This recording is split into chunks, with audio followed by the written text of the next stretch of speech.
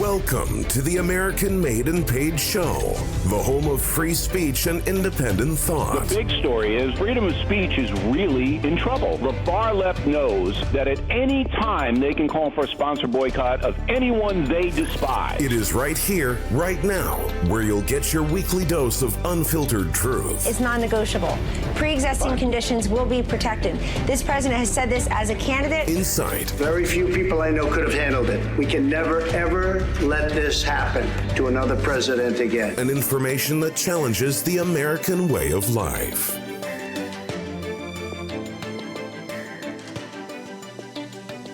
All right, folks. Welcome back to the American Made and Paid Show. As usual, I am your host, Zach King. I got Professor Dreg with me today.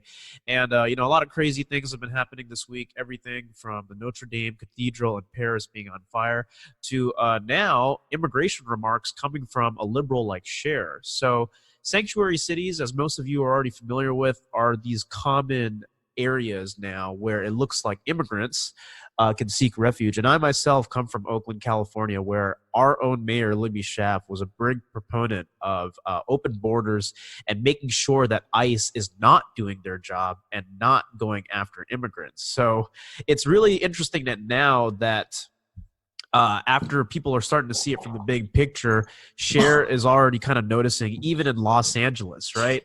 It's a city that's close to the southern border of Mexico, that there are now thousands of illegal immigrants that are flooding in. But more importantly, she's acknowledging the fact that the people in LA are homeless, poor, living below the poverty line, and it's starting to drive her crazy. And I'm like, dude, like, this is what we were talking about all this time. Like, thank you for finally realizing it. I don't know if it's if she had a moment of weakness there or what, but it looks like conservatives are actually praising her. And I think that it's funny because it's tweeted out like a kind of almost like in a moment of like, I guess, frustration and like, because it's all in like caps and lower caps and everything. I'm just like, are you just like mad? Did you just like see a homeless person and then just go, this is what illegal immigration's doing to Los Angeles. I don't like it anymore.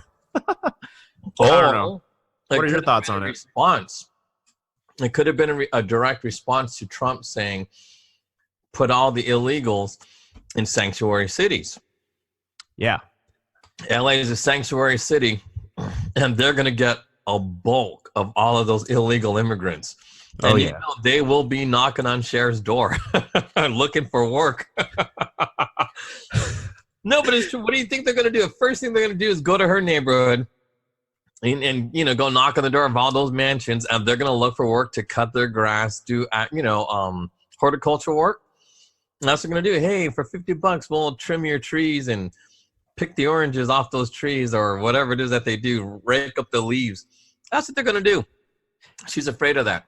Why is she afraid of that? Isn't that a good thing for her?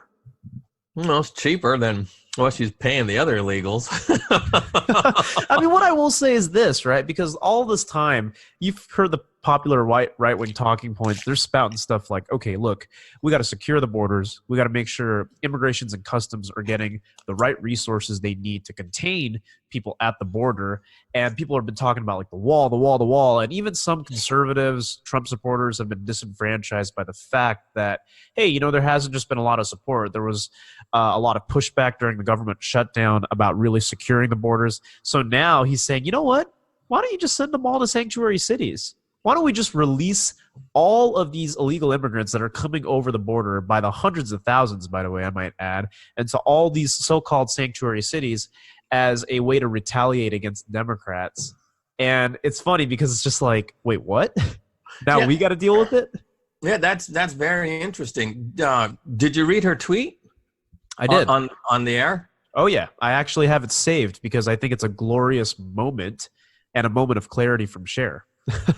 Yeah, well, no, but I honestly believe, because I'll read it again. I understand, this is from Cher, I understand helping struggling immigrants, but my city, Los Angeles, isn't taking care of its own. What about the 50,000 plus citizens who live on the streets, people who live below poverty line and hungry? If my state can't take care of its own, many are vets. I like how anyway, how can it take care of more? But I honestly believe that is a direct response to Trump and his whole, I don't think she cares about anybody who's homeless, because this came out, you know, what was the date on this? April 14th, a couple of days ago. And these issues have been happening for a long, long time. For example, this has gone under the radar. Nobody knows about this. It was reported by Joel Rubin from the LA Times. Yeah. Gang members, and this is how the LA Times does this, right? Right. This is the headline. You know, it's in the back pages somewhere. Gang members admit to firebombing black families in Boyle Heights housing development. That's in LA. It's in a ghetto. But who are these gang members? These gang members admit to firebombing black families in Boyle Heights. What does that even mean? Like the Latino firebombing? You want to clarify that a little bit more? You know, Molotov cocktails. Yeah. I'm aware of that. So they pretty much light that up and they throw it into the homes of black people. These gang members. Well, what kind of gang members? White gang members, Asian gang members, maybe the Vietnamese trying to take over. See, they don't tell you who. But that article written in April 5th, 2018, that literally is illegal immigrants who are doing this to get rid of all the blacks in the neighborhood. That's what they do. They have, in order to join the gangs, you have to kill black people. That's literally what these illegal immigrants do that are gang members. That's part of their initiation. So how this came about was these guys, you know, they come from, they claim to be part of the Mexican mafia, which is like a bogus gang. But you know, I still believe it's, I still believe they're part of that El Salvadorian gang. But I mean, I don't know, because you know, I'm not in any of those gangs. But anyway, so the Mexican mafia is taking claim for this. But long story short, if you want to join that gang, you have to kill some blacks. Just random blacks, not, you know, as they say, civilians. And that's what this article is about. And the only reason why these guys admitted what they admitted to was so they can stay in the country. Yeah, I mean, and that's crazy that you are looking at this from a street conservative's point of view. So you read the news here and they talk about, okay, you know, there's these people who are doing these things. I don't know what you were saying. Like, I don't know what Molotov cocktails had to do with this, but it's almost like part of. Well, that's how you burn them out. You literally, you know, just like how you do it in the Middle East or wherever, you know, South America, you put gasoline in a bottle, light it up and throw it, and then the gas spreads everywhere and it's on fire. So of course your apartment's going to burn down. You throw 2 or 3 of those and the whole complex will go up in fire. Yeah. And you know what? I just want to add to this a little bit more, because I want to hear about your point of view about legal immigrants, especially in the Bay Area, but also not just what's happening in Los Angeles. Because here's the thing. Libby Schaaf, my former Oakland mayor. For those of you who don't know, I spent 6 years in Oakland, California, and, you know, lived there for a while. I've lived in, you know, a bit of an upper class neighborhood and a lower income neighborhood. Not that that has anything to do with illegal immigrants. However, one thing that was undeniable and that was heard about last year was that the illegal immigrants who managed to evade ICE, which is what Oakland Mayor Libby Schaaf was doing. I mean, she would tip off the community. I don't know if you saw this, but she'd go on TV and just be like, hey, you know what? We got to make sure that Oakland maintains its stance as a sanctuary city, and we've got to welcome all illegal immigrants. So right there is like grounds for arrest, because you are impeding the efforts of the federal government to secure the borders. And here's the funny thing. Here's the hilarious thing. Well, it's not so hilarious if you're on the receiving end. But illegal immigrants who evaded arrest due to a tip from our mayor were able to commit more crimes since that time. Yeah, and that's the thing. Like, you don't know what type of crimes that they're committing. Like, nobody knew that these people were burning down black homes in the ghettos, like in the projects. Nobody knew that. And that's what Libby Schaaf helped people do. And that's why, you know, to answer your question, and I will always say this, illegal immigration is a policy that is totally progressive. Why is it totally progressive? Because it gets rid of black people, or it takes their jobs. And you know, where's the proof that we have of this? Because everyone is always saying that. You always say, you know, progressivism's anti-black. Where's your proof? Well, one, what are illegals doing? You know, well, in LA, Oakland, they're killing blacks. Literally, if you want to join the gangs, that's what you have to do. Innocent black people. And in LA, that article in Boyle Heights and the Ramona Gardens, whatever that place is at, those are all women. They're burning down black women because obviously there's no men living there because, you know, single families and whatnot. So it's just, that's one aspect. But what's the other aspect? So I believe in 2008, Obama did this thing, and he had the Civil Rights, United States Civil Rights Commission do an extensive study on the effects of illegal immigration on blacks. And this article, well, it's this study. It's done by, God, what's this dude's name again? Mr. Reynolds, like Ryan Reynolds, but okay. Gerald Reynolds. It's not, because that's how I associate it. You gotta Mr. Reynolds Lantern has no relation to the actor known as Ryan Reynolds. Yeah, no, but that's how you got to remember, because Ryan Reynolds played the Green Lantern and da-da-da-da-da. So Gerald Reynolds. Right. I forgot he was a Green Lantern. So that's my thing, the whole Green Lantern thing. So Gerald Reynolds did this study for Obama. Yeah. Or somebody, I forgot. I think it was for Obama. Anyway, so long story short, they're really sugarcoating how the impact on illegal immigration on black people is so minimal. You know, it's they take the jobs, but then again, maybe these blacks weren't going to get the job because, you know, single parenting and the high school dropout rate and all this other stuff. And so, you know what I mean? So they're trying to do their best to sugarcoat it, but at least they admit that there's an impact on education. There's an impact on employment. And your old mayor, Libby Shaft, is a real good example on why the education system sucks with illegal immigration. Because I know you remember this. When she was reading that book. You were talking about how they were now like teaching Spanish in schools and they were mandated to do that. And then kids weren't tuning in because it's like now you got to cater to all these people of different backgrounds. And it's funny because part of me because I'm of a different ethnic background. And some people are like, dude, would you feel weird? It's like if Spanish was being read to you. I get it. But the point of coming to America, even though this sounds very, very patriotic, which I am, is like, dude, learn English. You're coming here. You got to assimilate into the culture, you know? Remember the fact that there was out in Miami, like someone went to a Taco Bell and like they couldn't even speak English. Like what I'm trying to say is the big picture here is there are communities that are being built that mirror all of these immigrant countries that they're coming from. And I'm not throwing shade at these countries, but there's a refusal to assimilate into the culture that we have. Well, no, that's only for illegal immigrants, though. See, well, I'm also saying that's part of it. But but think about this, though. See, because remember, when the mayor is reading in Spanish, everybody who doesn't speak Spanish sits there wasting time with a blank stare in their face, you know, like, what the hell is this? Seriously. I don't speak Spanish. Black kids, I don't speak Spanish. What she's talking, and then they read it in English. It takes twice as long to get one point across. This is why the poor kids who only speak English get no value from this, because they are being taught English and Spanish that are both improper. Right. What kind of job are you going to get when you speak English improperly or Spanish improperly? So now you're illiterate in two languages. Think about that.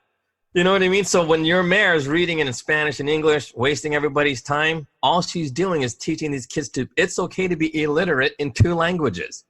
And that's why when you go to Taco Bell in Miami, there's going to be a lot of fighting because everybody's illiterate, whether it's Spanish or English. And then they get confused, and that's what happens. That's how fights start. So no joke, that reminded me of something. I got a story to tell. Go for it. We got to have stories on this show. It's got to keep people entertained. Man, I walked into that. You know that Carl's Jr. that's right next to BART Civic Station? The really ghetto one. I know you know what I'm talking about. There is yeah. a Carl's Jr. or is it a Burger King? No, it's a Carl's. It's Carl's Jr. with their green burrito in it. It's a Carl's Jr. that's right outside Bart Civic Station. I one time walked in there. Just and there is also a Burger King too. There's a Burger King. Okay, but it was a Carl's Jr. And then if you go up straight, it's the Carl's Jr. green burrito. That's right. So I walked in there once, and this was like 6 years ago or whatever, because I was, the Academy of Arts out around there. I don't know why I was there. I was checking out their car collection, which is up on Van Ness. But if you go down Van Ness, there's a Carl's Jr. next to the station. So I walk in there, and literally there was a fight that was going on only because it was an argument of semantics. It's not because one person was really being – and this is where people need to draw the blind line. They're like, oh, it's ghetto, so you got these people from the hood fighting these Latin people. I'm like, no. So one thing I remembered clearly was I was like, what the hell's going on here? And it was just like she said something and it was misinterpreted, but it's because they don't understand each other is why they're fighting each other, not because they don't live next to each other. It's like, dude, you live in a Latin neighborhood. You're not mad at Latin people. You're mad about the fact that if you are impatient already and you're frustrated with what's going on, and now you're fighting this person. This isn't a Carl's Jr., right? But it illustrates the example. She was getting mad and bent out of shape because it was like, why don't you speak English? Why can't you understand me?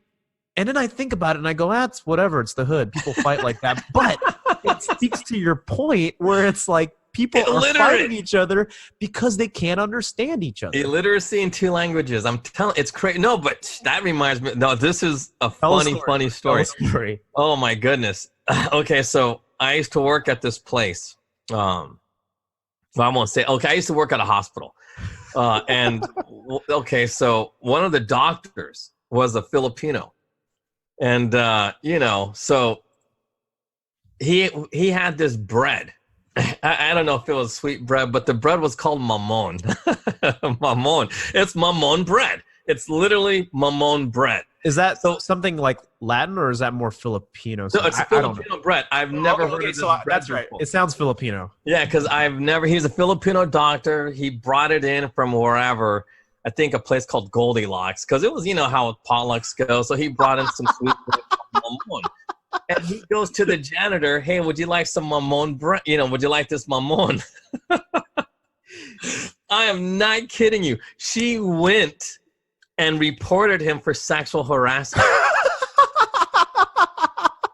And I'll tell you why. Because mamon in Spanish, or not in Spanish, but in slang Spanish for all the ghetto-ass Spanish people, mamon is slang to say oral sex. Oh, okay. It's fellatio.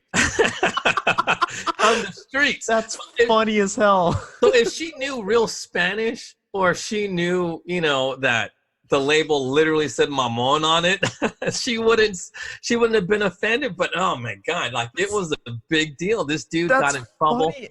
And it's so benign. It's not because people are even rude about their customs. It's a misunderstanding. Yeah, total misunderstanding about mamon. That reminds me of that Russell Peters stand-up where he's just like, my dad didn't know punani was a word for a tropical fruit in Jamaican. So his dad goes into the Jamaican store and asks for punani in the Indian accent, like, hey, where's your punani?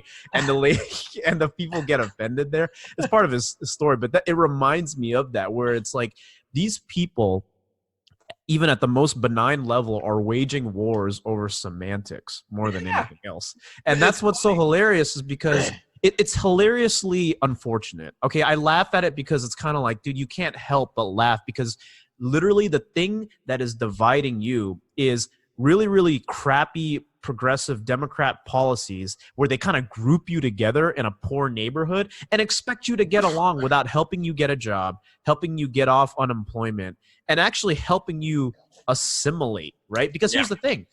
You grow up in those neighborhoods, you're unemployed, you collect benefits, right? You're not very literate, so you can't learn anything. It's like, how are you going to get a job? How are you going to leave where you're at?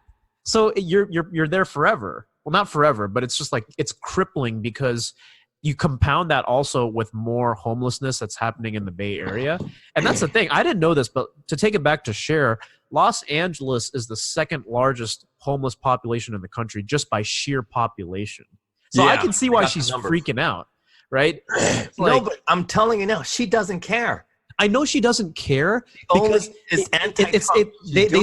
they start Trump.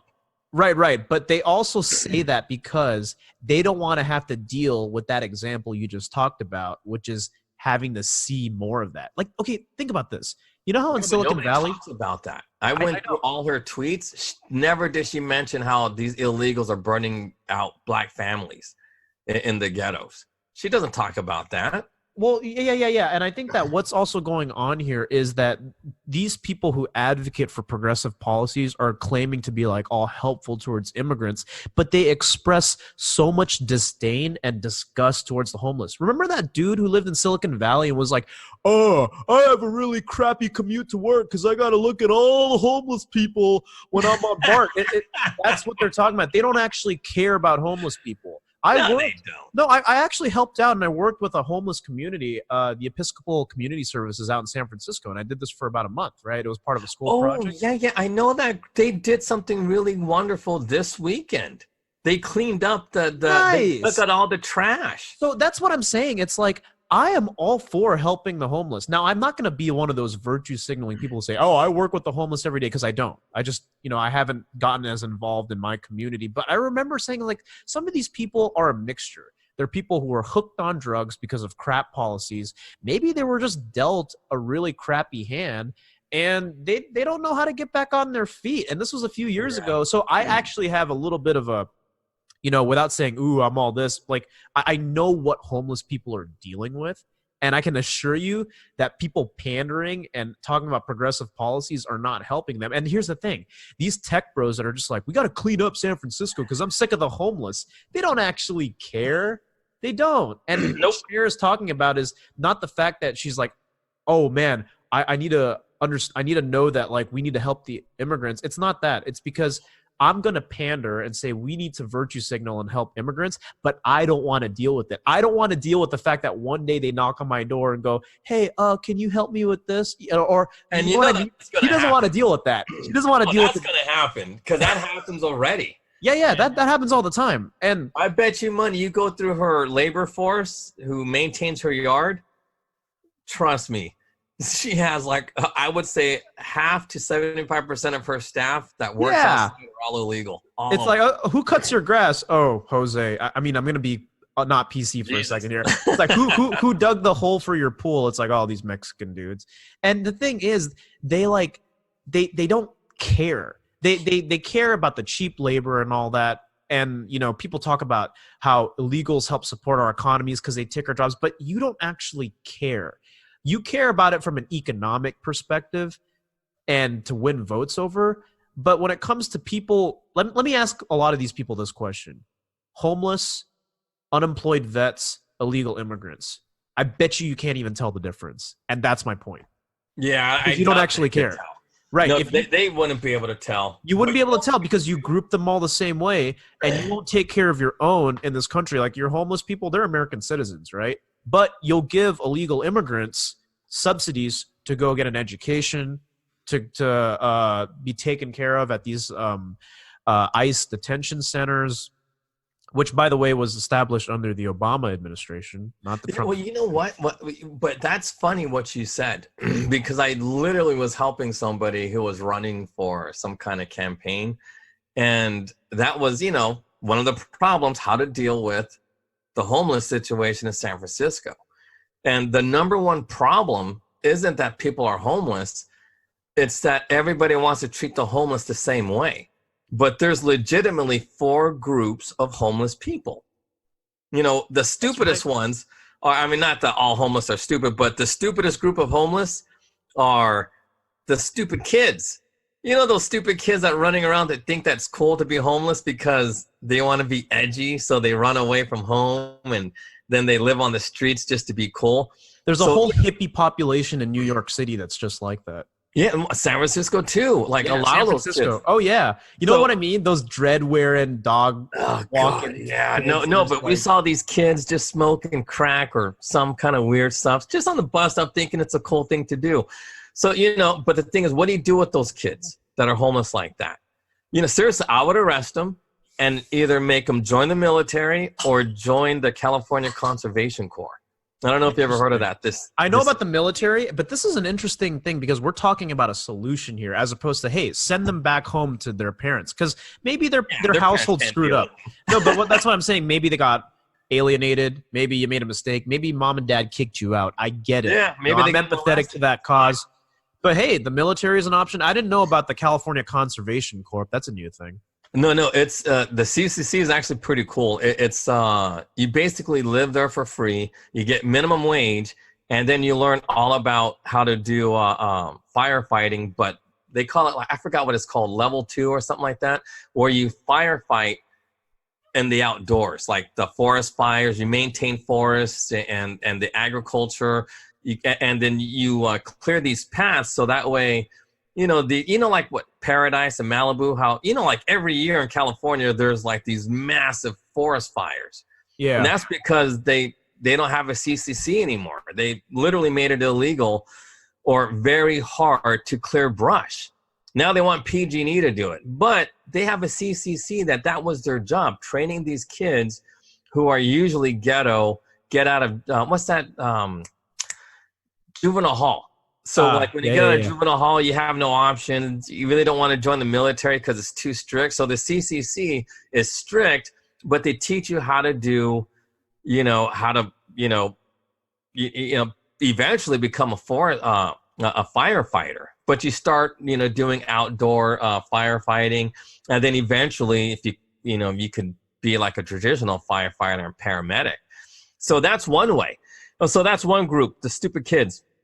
Because CCC is from 18 to, I think, 30. Like, if you're over 30, you can't be a part of CCC anymore. Yeah, they learn a lot of, like, environmental conservation, and it kind of gets them, it gives them skills, right? And it teaches them some work ethic and, like... And they live for free, and they're getting a minimum wage, so they could save That's a good deal. Money. If you're homeless and you're 18, that's a fantastic deal. Minimum wage, you actually get killed. I mean, you might die from a forest fire, but the odds of that happening is next to nothing. I don't think they fight fire. They just do the clearing of the brush and learning techniques. Picking up garbage on the side of the road. Yeah, that's what they that do. Kind of thing. Exactly. Yeah. So that's one group of homeless people. But the other group that's, I believe, is the majority are the mentally ill people. The people who are mentally ill, crazies. We got to reopen up those state hospitals. If you open up the state hospitals, put all those crazy people back in there, boom, it'll be done. Schwarzenegger tried to do that. He tried to reopen the hospitals, but every time he talked about it, you see these 5 guys in wheelchairs. He wants to lock us up and take away our rights. He dogged them. Those 5 guys dogged him everywhere he went. Schwarzenegger, when he was governor, it was funny. Well, the interesting thing about the whole mental illness thing is that they don't actually help them solve their problems. What I learned from working with the Episcopal Community Services in San Francisco, which is like a charity, right, nonprofit organization, was the fact that what they were doing was they were actually providing these homeless people who qualified adequate housing and ways so they can get back on their feet, because it wasn't just like a crazy person. It would be a crazy person. They may have a spouse. They even may have kids too, Yeah. And some of these people are, hey, maybe they succumb to a drug addiction, right?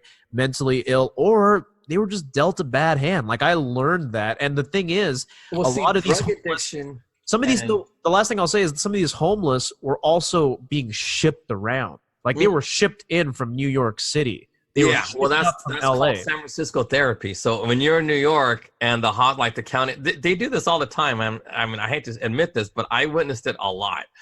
And we'd call it LA therapy. So if a crazy person came in from wherever, and but let me get back to the point to address what you just said. Mentally ill and drug addiction are 2 different types of groups. Many, crazy people get into drugs, but that's not why they're homeless. So if you're a paranoid schizophrenic, like when you're paranoid, well, it's when you suffer from schizophrenia with paranoid schizophrenia, you're functional, highly functional. I remember this one guy, he almost graduated from Berkeley. before he succumbed to his delusions. And he eventually became homeless, but then he was living in a hospital, but they lost funding and he's homeless again. So is he on drugs? I don't know. Is he susceptible to taking drugs? Yes. But that type, like there's two distinct types, like the drug addicts that we see who are homeless because of their addiction, and the mentally ill who are homeless from their illness and not necessarily the drugs. You know what I mean? So if you get this paranoid dude, paranoid schizophrenic, cleaned up off of drugs, he'll still be homeless because when he sees a door, he believes that that door is telling him to kill somebody, or, that it's going to attack him. So he doesn't know how to function, even though he went to Berkeley, even though he went to a lot of these colleges. So we have to clearly distinguish between the drug addict, that's one group, versus the paranoid schizophrenic or just any, like, gosh darn it. Like, if somebody's really suffering from like mania, like manic depression, well, they call it bipolar. But see how they define bipolarism today, it's too broad. So you have to be very specific, like what type of, when you suffer from bipolar disorder, is it the mania? Are they a manic? So if you're a manic, you tend to be homeless because, like, I don't know if you've ever seen a manic, but when they go crazy, and they're hard to restrain. So, but anyway, that's neither here nor there. But so you have to reopen up those hospitals, drug addicts. And this is the truth. I've never seen drug addiction therapy work unless it's some sort of like NA. You know what I mean? Like, I don't know if you know what AA is. It's those 12 steps. Alcoholics Anonymous. Because what there it has is, to be a 12-step program. Yeah. Well, I think we all have all addictions of our own. I've overcome some difficulties as well. It's all behavior modification. You see what I mean? The chemical imbalances in your brain can be corrected over time, depending on the severity of your addictions. But there's a lot of different ways to intervene and to remedy some of the issues that they have. Like a lot of this stuff, for example, one thing that the Episcopal Community Services in San Francisco did was, even though this wasn't really helping, they did needle exchange. So at the very least, you weren't using infected needles. So it's like a step process. It's like you're hooked on heroin. So at least we're gonna needle exchange, which means give you clean needles. Like, you're not off the drugs, because that's not a way to get off right away. Your body's gonna kick itself, and you're just gonna come back crazier, right? So the deal here was they would at least swap out their drug needles that they had already used for clean needles. So if anything, you avoid disease, infection, HIV, whatever, and then they would slowly have a step-by-step process that these people could adhere to while keeping them under close supervision so they got back on their feet. Now, not everybody was successful, but at least you're in there helping them out, right? It's like part of what they also did was they would go to, like, Dolores Park or whatever, clean up needles, stuff, because it's like that stuff it's a real thing, dude. You walk through some of these places, Civic Center, and it's like, don't, you know what I mean? There's just like crap and heroin. But I really do believe in those 12 steps. I really do. I do too. I forgot what they're called, but there's a name for that. It's not cognitive behavior therapy. It's something else. But basically, it's peer counseling. You know what I mean? And whatever it is that they do. Because I honestly don't know, because I'm not religious. So, but I do know, like, you have to believe in God or something like that. And or higher power, something. But it really works. Like, that's the only way to get off addiction, is to have like a buddy system. And then they walk you through it. And every time you feel weak or whatever, you talk to your friend and you 100%. And that's how it's done. I mean, I forgot what that's called, because I'm more like old school and really do believe in like positive and negative reinforcement. Oh yeah. I spent some time in behavior modification. I wasn't a therapist myself, but I'm familiar with that field, and ways to kind of, because we were working with children with autism. That's actually, believe it or not, I think I told you about this. And depending on like the severity or where they were on the spectrum and what the intervention plan was, right? You would just slowly like you would reinforce good behavior that you wanted to encourage, and then you wouldn't want to reinforce bad behavior, like if they threw a tantrum or whatever. Again, I'm not an expert, but I do believe in behavior modification. Well, see, believe it or not, negative reinforcement increases desired behaviors. Yeah. So both. Yes. No, you're right. Because one thing I learned was, and this is according to like B.F. Skinner, right, when he studied human behavior, was that reinforcement, regardless, increases behavior, because positive reinforcement means you're adding a stimulus. Negative reinforcement means you're taking away a stimulus, but you're still trying to encourage behavior. So it's like taking away candy so they behave themselves more. That's negative reinforcement, but you want them to behave better. Punishment is when you want behavior to go down. So there's positive punishment and negative punishment. See, that's the cool thing. That's stuff that I learned. Well, see, but punishment is, they don't do that anymore, but punishment wouldn't necessarily be considered a reinforcement. That would be... No, it's not. It's something... No, but punishment that's the way to go. Like, because they don't do that anymore, but this one doctor, Emmy Fox, I mean, his work was great. And punishment works. It really does, but it's considered abusive, so we don't do that anymore. Well, it's just like traditional forms of restraint. Today's days, use restraints. Yeah. But like, I mean, like tie down, you throw water on them and stuff like. I know water, no, but that's what I'm saying. Like that stuff is considered not ethical. I think the one thing I want to go back to is the last thing you talked about, which is like, you need to open up these state hospitals and everything. There's different classes of homeless people. I think the last group is the vets. Well, it's not so much vets. It's because a vet could be mentally ill. He could be a drug addict. And, well, he's definitely not a kid. But the fourth one is the people who just hard down on their luck. That's the fourth group. There's four groups. The children, the mentally ill, the drug addicts, and people who are just simply down on their luck. You know what I mean? They lost their job. Yeah. And they're just trying to, maybe they have some tax problems or homeless for a bit and they just need to get on their feet. You know what I mean? Or a vet, you know what I mean? Just looking for a place to stay. And those are the four groups. So, the easiest group to deal with are the people who are economically depressed temporarily. That's the easiest. And then the drug addicts, mentally ill people should be easy because there's tons of nurses, tons of therapists. We just got to reopen up the hospitals. That's all we got to do is put them back in there. No more New York therapy or LA therapy. Like, seriously. Dude, that's what they would do, is that they would actually give them money and put them on a bus when they didn't want to deal with them. But here's why. Like, I'll tell you this one story. There was this dude, and he had, like, dreadlocks, just like a dirty, dirty white boy. Just like he's the dirtiest dude you'll ever see. I'll say this, man, dreadlocks on white people, it's like, come on, man. Just doesn't work for it's guys. dirty. Like, it's nasty. When a black guy has it, it's kind of understandable because of the naps and stuff like that. It's your hair just kind of, it just naturally gets nappy. Yeah. My hair naps, Yeah. Anyway, oh God. So the dude had lice and all this other stuff and whatnot. And so we had to shave his head. And it was really, because it's just what you got to do.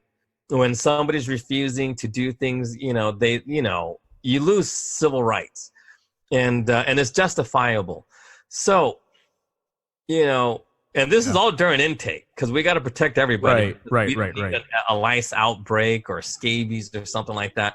So anyway, talking to this guy, obviously, not obviously, but he was a regular. This is like the 6th or 7th time he's been in there, and this is all psychiatric emergency, right? So he's been there for a lot. So everybody knows he's a male prostitute, and he's all like, man, in the past 2 weeks I probably fornicated with 200 different men, all without condoms. Ooh. And I'm like, oh Lord. No. And he was HIV positive. And it just so happened that, because you don't know if he's telling the truth or not, but since there was an outbreak of there was a sudden spike of HIV. And when they say a sudden spike, there has to be like 50 to 55, 60 cases, all within a certain amount of time. And yeah, there was like a jump of just an abnormal jump of like 50 to like 100 people with HIV in the area. And so anyways, when this guy came back in, there was a one-way ticket to LA because there was like, we don't know who he is. Don't know We how to can't deal with this. So Yeah. they even told me, they go, hey, you want to take a ride to the airport? I'm like, hell no, I'm not going.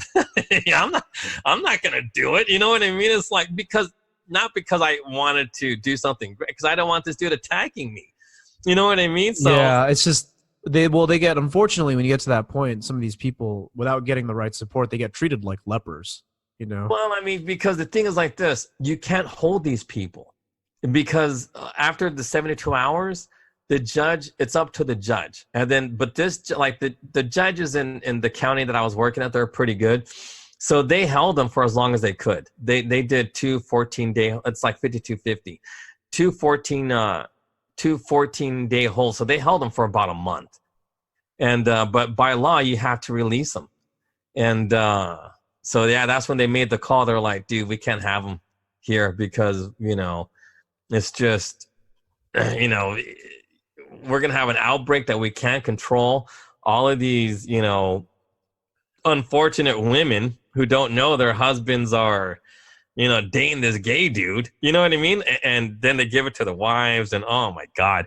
I know. So, yeah, I mean, is it justifiable? Well, you would think LA has better resources than this county here in the Bay Area, because the Bay Area is poorly ran. You know what I mean? It's like, it's Yeah. one of the ran places in the state. So, I mean, I just think that, well, we have homelessness, right, which is an issue. And then we were also talking about illegal immigration, right? And unfortunately, progressive policies group them similarly in a strange way because, like, I thought this would be an interesting kind of experiment where it's like if you presented like a vet that wasn't doing so well, like a homeless kid, an illegal immigrant or whatever, it's like you showed this to people. That's the thing, is that they don't really know the difference and they don't care. And I say that because Cher's tweet is kind of like the embodiment of that. Yeah, people are praising her for saying that, but here's the thing. Yeah, she put no, but real quick, she put immigrants, people who live below the poverty line, and people who live on the streets all in the same tweet. You know what that means? You don't see a difference between any of them. Homelessness is one thing. Illegal immigration is another thing. Another thing. See, that's the thing. I thought the tweet was interesting, and I'm glad that we came to this point after we defined illegal immigration, we defined homelessness. When you see people like that put vets, illegal immigrants, and homeless in the same tweet, they have no idea what they're talking about, and they don't care because they're not the same. But remember, who is praising Cher? And who's against Cher? Yeah, and I'm thinking, you guys have no idea what you're praising. Yeah, I mean, I retweeted it. I was like, okay, that's a breath of fresh air. But then I thought about it a little bit more. Now that I think about it, it's like, does Cher really care about, like, of course she doesn't care. She's doing it to spite Trump. Yeah, I know. But it's also like, let's keep in mind here, this is the same lady who, quote unquote, held hands with Barbara Streisand and was like, when Trump gets elected, I'm going to Canada. And then Bill Burr did a hilarious thing where it's like, why the hell are you still here? I didn't even know you were still alive. Like, it's like he did a really funny stand-up. It's like, dude, Cher, you live in Malibu, where you will not see a homeless person or an illegal immigrant for maybe 50 or 100 miles. I don't know. Malibu? Malibu is like its own little paradise of an amazing beach, rich people, oh God, white I know. people, cool houses. It's Malibu. I don't think you'll ever find Malibu and illegal immigrants in the same sense. You know why? Because all of it is gated. Yep. You can't even get past the first door. The only people being like, "Hey, you know what? Illegal immigrant is to go to Home Depot and buy them." That's how they do it. That's how they do it. That's funny. That's funny. But it's like you won't find that because they'll stop you. They'll be like, "Hey, you're not from around here. You don't." Hi, Wendy. Oh, hi, counselor. I'll leave that out. But no, that's the thing. I think that she puts in here. It's such a delirious tweet, right? It's like struggling immigrants, but I don't want to have to deal with it when he opens the floodgates and releases 100,000 illegal immigrants on my hometown. It's like, yeah, get ready for it. You're supporting progressive policy. That's exactly what you're gonna get. And here's the thing: if she just says, you know what? I'm sick of this. Let's contain the immigration problem because it's the biggest threat facing our country today. It's not the level of national emergency like a terrorist attack, but it is a national emergency. It's like, just say that. Just say you don't want to have illegal immigrants. You know, that every time it's a catch and release, hi. She's just smiling. It's funny. It's like she likes listening to you. For those of you who aren't aware of what's going on, Professor Dreg just brought his daughter into the screen, and she is really adorable and really cute, and sometimes you can hear her in the background. Anyways, but you know what I'm saying, right? It's like, of course. When you group like, I can't take care of our vets, and we're struggling to help immigrants, it's like they're not the same. And if you want to remedy this problem, why don't you cut back on it? 100,000 people a year minimum flood into San Diego from Tijuana, San Diego, and Los Angeles. And those numbers are going up. No, but did you hear what happened in Mexico? How 3,500 immigrants just broke down the Mexican border from Guatemala or something like that, and they rushed Mexico. They're coming. Yeah. They are coming. The crazy thing is Mexico has offered them aid, has offered them jobs, offered them housing. And this is the Mexican government. They're like, you know what, you guys are fine. But no, they come to America. Why? Because what we have is awesome. You know, in the old days, they just shoot them. If they caught you crossing the border illegally, they'd shoot you. But now that it's on like media attentions all over it, they stop shooting them. This is how it works. Really? Yeah, in the old days. That's like some old school get the hell off my lawn or I'm a shoot. Like, that's like... No, but that's how it used to be. Like, they don't care. Like, the only people they let in are people who are from cartels, or, you know, if you're working for a cartel, you can come. But if you weren't, that was it. I mean, that was what they would do. So, oh my goodness. But anyway, so long story short, going back to the Cher thing, but that's, you know what, my problem is that I have with Cher, not is that she treated, because she's right. Fundamentally, she's right. We can't let illegals in, but she doesn't know why. And everybody praising her is wrong because, like you pointed out better than I think anybody I've seen in the media, is that whenever you group those people together, you know you have no idea what you're talking about. Like, I always listen. If they don't know how to categorize the homeless, you're not going to help the homeless, because that's just like saying, oh, all these blacks need help. There's all kinds of blacks. There's just not one type of black. I bet you they wouldn't even be able to tell the fact that Nigerian Americans that come here do better than Asians. And that's true. But that's that very small percentage of like, wait, black people actually earn more than Asians? Yeah, one demographic of black people. Nigerians are making a killing. But you tell people this and it just blows their heads. And they're like, wait, what? I'm like, do your homework. And that's why... See, I have experience working with homeless people, and you'll never, ever see me refer to illegal immigrants and homeless in this regard in the same sentence. Like, it's like a pest that needs to be dealt with. I will never say that because of those distinctions that we pointed out. So when you look at Cher and she says, vets, immigrants, homelessness, you don't know the difference. You don't know the difference. Like, you think of them as just lower, just a group of a nuisance that just needs to be dealt with. Yeah, and then it's disgraceful that even some of these sanctuary city leaders, you know, like who's the mayor of New York? Bill Dario. Oh, de Blasio. Blasio, yeah. He's like Libby Schaff's, like he's the equivalent of a Libby Schaff. He's the same deal. He is. Yeah, he is. He's a loser. They obstruct justice, right? They obstruct justice, warn their constituents about ICE raids and everything, and are crazy because at the core of it, even though they'll never admit it, you are siding with lawbreakers and criminals over the rights and safety of American citizens. And might I add, legal immigrants. Yeah, but it's even worse than that. See, like, because I don't want to gloss over this too much. Like, I really want to make sure people who are listening really understand what illegal immigrants do to people here. Think about this. A Molotov cocktail, that's Middle Eastern garbage. Like, can you imagine getting burned to death in a firebomb. You know what I mean? Those are horrid. Yeah. That's not like getting shot. If you get shot, that's a merciful death. It's a fast death.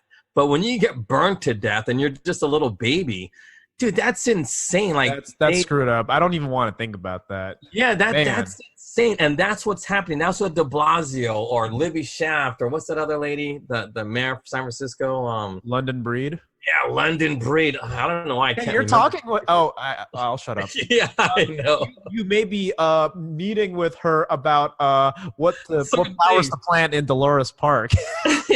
No, but I'm telling you. Yeah, I'm telling you, we're strange bedfellows, but it has to be done. It has to be done. Yeah. But I'm telling you, this is so serious. Like what illegal immigrants do. Not all of them. Nobody's saying all of them, but a good majority of the young men, this is what they do to make money, because nobody comes here, and I mean nobody.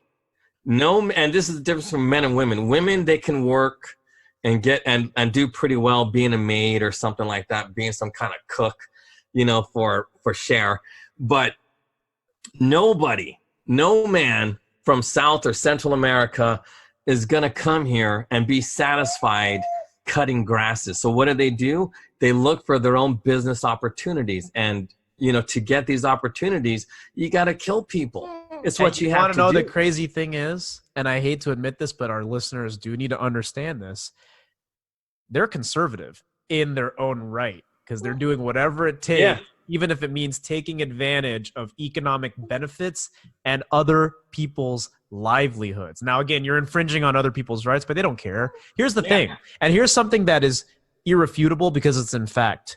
An ICE raid from last year that targeted about 1,000 people in the Bay Area, right, led to the arrests of about 230 illegal immigrants. 180 of those people were convicted criminals. So you know what I mean? I'm not trying to inflate things here. It's just like 150 of those people were arrested and had prior felony convictions for serious and violent offenses. And I mean serious offenses. Okay. Yeah, I'm telling you that. We're talking about like child sex crimes, weapons charges, you shot some people, you basically cut them into pieces. I hate saying that, but they don't report on this. Nope. Out of those 200 illegal immigrants you arrested, 150 had prior convictions, and we're not talking, you smoked a little weed. I mean, you took someone to town. You killed people. Yeah, you took that guy's body and you cut him into pieces. Yeah. That is messed up.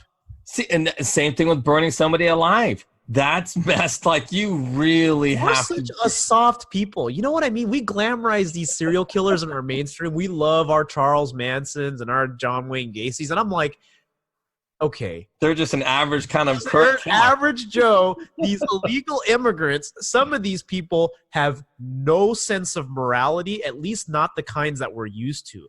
Where they come from, it's do or die. They come from like, oh gosh, I don't even want to say this on here, but there was this Mexican citizen, right? Mm-hmm. Coming from an ICE spokesperson, this is from an article from last year from the Washington Examiner, had unlawful sexual intercourse with a minor and was convicted for driving under the influence. Like, it's all stereotypical, but it's true. He was deported 10 years ago and came back and evaded capture for a conviction where he sodomized a drug victim in 2012 and got another DUI. It's just but that's on. Cool. No, look, I'm not kidding. I'll tell you this one. I am very closely related to somebody, not by blood, but in just personal life. This guy was 74 years old.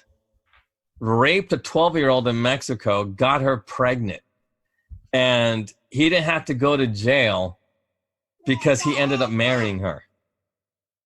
So the 74-year-old, to get out of prison for raping at this chick, just all he had to do was divorce his wife of like 30, 40 years and marry this 12-year-old. That's what he did. Didn't go to jail. Disgusting. No, but I'm telling you, but think about that. That's and all of this stuff is like, no, that's not true. Mexico, nope. That was the law upheld by the Mexican Supreme Court all the way up until like the year 2000. So it's still done because this actually happened in like 2013. So even though it's no longer will be upheld by the Supreme Court of Mexico, but it's still not prosecuted locally, in local communities. It's still a part of Mexican culture. It's okay to have your way with little kids, as long as you marry them eventually. Hey, man, those constitutional rights that we grant so freely to people, whether you're legal or illegal, unfortunately doesn't extend that far to Mexico. But that's the thing. I think that's why people are attracted to the benefits of our country. One thing I want to say is, before we kind of wrap up this podcast, because we've been going for a while, I like that we can dissect. Oh, crap. We're not even closely done. Yeah. Is it almost an hour already? Yeah, but that's okay. Hey, man, save it for the next time. Well, yeah, we'll save it for but I wanted to get back to Cher. No, let's do that before we do that. But let me present another viewpoint here, which is a lot of people who argue for open borders and everything, right, are talking about, hey, there's a massive inflow of economic migrants, people who are fleeing violence, fleeing these places where it's just really, really horrible. There's violence, there's misery, there's depression. It's just like the worst living conditions you can imagine. And they've got children with them walking thousands of miles. Like, what is your thoughts on that kind of rhetoric that's coming whenever the mainstream is just like, well, they're just children? There's my thoughts usually, to go first, is, well, you have no way of verifying that they are in fact coming from those conditions. And I'm empathetic to that. But we have seen time and time again that these people will use children as drug mules. They will peddle children, and you have no way of knowing if they're actually their kids. As sad as that sounds, that's a reality, and we've seen it time and time again with illegal immigrant cases here in the United States. The problem is, when people, even on the left, talk about a pathway to citizenship, I'm not against that. Okay? I do agree that these numbers for illegal immigrants are rising. No pathway to citizenship. I'm not kidding you. Do not do that. Don't do that. So what are your thoughts on those two things that I just talked about then? With the whole rhetoric of like, they're just escaping war-torn countries. That's the thing. That's all BS. Like, literally, that's what Cher wrote. In order to backtrack from her tweet, she talked about two things. One, they're children, and it's we got to help these children. And then she started talking about the Notre Dame fire, the cathedral fire in France. So she literally talked about those two things to get out of her previous tweet. But to answer your question, this is how I would deal with illegal immigration. And this really needs to be considered and thought about. We have to abolish all social services to all people. We have to get rid of it. No more welfare, no more benefits, no more. And they stop coming here for those benefits. Yeah. And if you stop it for everybody, all citizens, no more social services. We got to get rid of those agencies. We just do. How much money is spent on food stamps, welfare, Obama phones, whatever it is, how much money? Trillions of dollars. So, and here's my thing, because the counter to that will be, no, you can't stop it, because what about all these people who are poor or whatever? But look, they're poor. I get it. But just like the homeless people, what's the solution to help homeless people who are economically depressed? So one thing you can do is have them work with the local agencies like Catholic Charities or the Episcopal thing that you're talking about. I believe that's the role of churches. They have to join a group or some sort of organization where they can get back on their feet, get resources. That's not the job of the government. That's the job of the churches. That's not the government's job. And then the other counter would be, well, what about African Americans who've been suffering with education issues and all these things like that? Gerald Reynolds talks about in his studies. Well, okay, the solution, honest to God, honest trade-off: reparations for blacks, $250K, one-time payment. That is it. One-time payment, $250K. If they lose their cash, that's it. That's it. Reparations have been paid. It's owed. That's it. Nothing else. We got to get rid of it. And then people, that's a lot of money. Well, so is paying welfare. We got to get rid of. That's interesting, because you do away with social services and our current welfare state in the United States. You not only solve our domestic problems, but you stop becoming an immigration magnet. Yep. So everybody will stop coming. Everybody. No.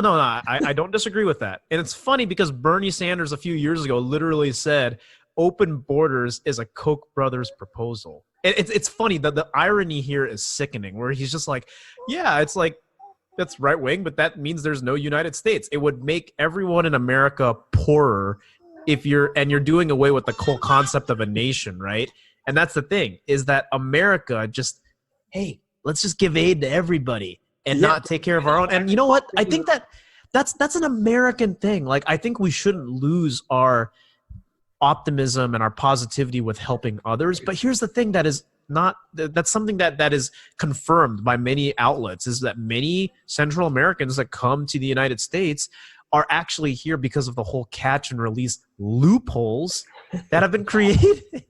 They know they can get away with it. They know they can. It's not because people are like, hey, come to America for a better life. It's like, no, they know they can come to America, and they know they can take advantage of not just the services, but the law also kind of just says, you know what? I don't know what to do with you, so go ahead and roam around, and we'll let you know when your court date is. It's like, you think these people are going to show up? No. How are they going to find them? They got no place to live. You know what I mean? It's like, hey, we'll mail you your court papers in 6 months to this address. It's like, what address? Oh, whatever. Yeah. You know, and and when you got 100,000 people who cross the border every month, how do you have the infrastructure and the resources to keep track of everyone? You don't. It's impossible. It's impossible, which is why, it's a messed up thing. But the way to fix this is basically just to kind of do a deep detox, which is just, dude, get rid of all the things that are attracting people here. Get rid of the welfare state, because here's the thing. The illegal immigration thing, right, started to skyrocket in numbers when these progressive policies for welfare were introduced in the 50s and 60s. And then after that, it's been like this. We're talking a steep curve, not one of those like, okay, yeah, it's slowly over time. No, we're talking like this. Well, I'm telling you right now, people who are listening need not to confuse helping mentally ill with government money as the same as welfare. Because that's the role of the government, is to help the weakest, not able-bodied people. If you're mentally ill, you really are in need of government assistance. You know what I mean? Because you can't take care of yourself. If you're mentally retarded, you have profound retardation or something like that. Because you were talking earlier about you worked with kids with autism. See, I always believe autism is a symptom of a more serious condition. And I bet you money a lot of those kids had mental retardation. You know what I mean? But they don't really treat the retardation. They only treat the autism because, they don't want to. I believe it's a negative thing that the psychiatric community, they're so into being PC. It's like, oh, if you label somebody as retarded, that's a bad thing. And they can't do that because they're retarded. You know what I mean? So if they're retarded, come on, how are you going to get a job if you're mentally retarded? Yeah. People are going to take advantage of you because you're retarded. It's like if you're this happens. There's a lot of girls who are mentally retarded who look okay. You know what I mean? I mean, you could tell they're a little off, but there's a lot of dudes that would take advantage of women like that.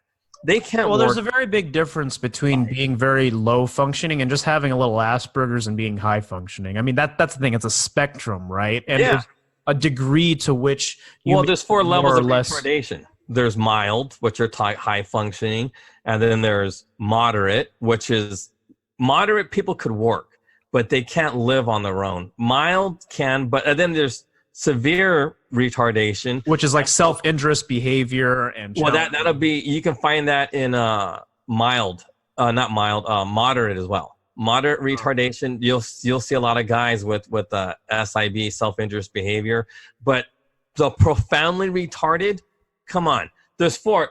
You're severely retarded, and then you're profoundly retarded. Can you imagine that? How being profoundly retarded, and those are the 4 levels. Yeah. So, the government has to step in and help those people. The church can't help them because they're the church. They're not medical doctors. They can't hire medical doctors. I don't believe that's within the church's realm. But the government has its needs to help the mentally ill and the retarded. That's what they have to do. And I believe they have to get out of the business of trying to solve homelessness and all this other stuff. Those are the things that, it's like alcoholism. I believe that's something the church can handle, like through peer groups or whatever the 12 steps are called. Like you said, you called it behavior modification, and it is. It's a behavioral therapy. And but you don't need to go see a psychiatrist because you're not crazy. You know what I mean? Like, you shouldn't be taking pills to cure that. But anyway, another thing we got to dive into is just the advent of medicating to solve mental illness. It doesn't work. Again, you know how we had a previous episode last week about how marijuana was introduced to dumb down America? I have a feeling that just the spike in pharmaceuticals, antidepressants and everything, to just another form of, you could say, escapism for stressful stuff, as opposed to remedies like, trying other things, or, again, stop masturbating, stop watching porn, stop engaging in toxic behavior to help that, is a way to do that. But we can cover that in a future episode. I'm going to wrap this up right now. Do you have any kind of final thoughts? Because just the final thought is Cher's full of shit. She's you were clean up until that point. But great. You pointed it out straight up. She doesn't know nothing about homeless people or vets. She's just trying to be anti-Trump and screw her. She's full of shit. Professor Dreg, ladies and gentlemen. It took us an hour to say it, but Well, the thing is, I will say this. I think that people need to read between the lines a little bit more. I think there needs to be a clear delineation as to what people are supporting. It's very easy to hear pro-Trump rhetoric temporarily, but you're right. It's just a response to Trump saying, you know what, I'm going to dump all these people into sanctuary cities, deal with it. But there was a guy, and I'm going to call him out. There's this dude called the Amazing Lucas. And he's all like, "Oh, he's a buddy of mine." Really? Well, okay. I don't know him personally, but we're affiliate. Yeah. Okay. So this dude is all like, "Yeah, man, Cher's been red pilled." Are you kidding me? She's not red pilled. It was not. I'm telling you, people need to stop praising her.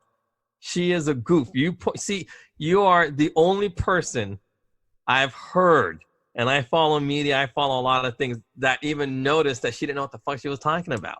Yeah, she did it.